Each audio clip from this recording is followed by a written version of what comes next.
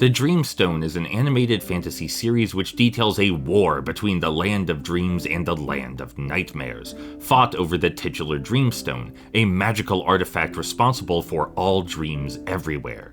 This is an immediately appealing premise aided by an ethereal atmosphere and surreal setting, aflush with whimsy and wonder. There's a pleasant fairy tale heart at the show's core, brought to life by an orchestral soundtrack, rich lore, delightfully detailed backgrounds, and, lots of slapstick shenanigans. So very many slapstick shenanigans. I guess the tone is a little awkward given that. Regardless, the show features our protagonist Rufus, a daydreamer with little investment in the waking world.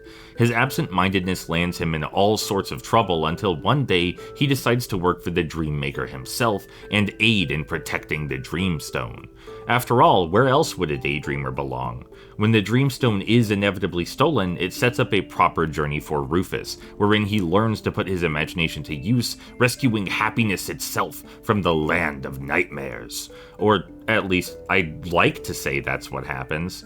I mean, sure, the Dreamstone is stolen and Rufus does go on a magical quest to retrieve it, but it's all comically easy. There's only one point in the journey where Rufus uses any critical thinking skills and 0 points at which his joyous imagination comes into play.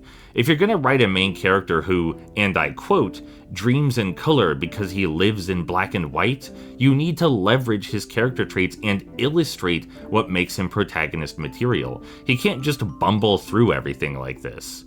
This is a problem with the rest of the show too. It talks up a storm about the power of dreams and their importance to all people, but rarely shows it.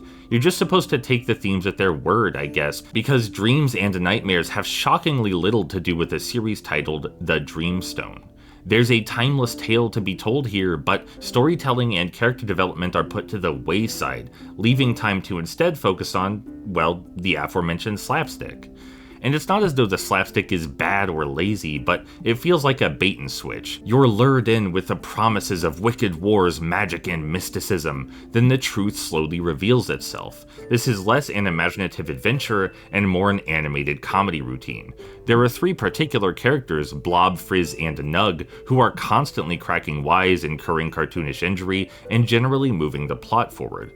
They're not even heroes, they're just 3 mooks working under the evil overlord. But again, it's not like the slapstick or humor is lazy or poorly constructed. The show has surprisingly lush vocabulary, witty dialogue, and the detailed setting provides a lot of unique opportunities for comical mishaps.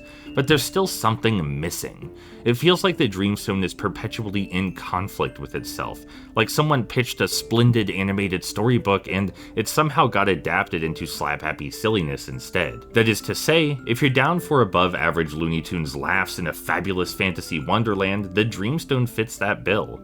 In fact, it may be the only show to fit that bill. Regardless of its tonal inconsistencies and mishandled themes, this is one of the strangest and most memorable children's shows around. There's nothing else quite like it.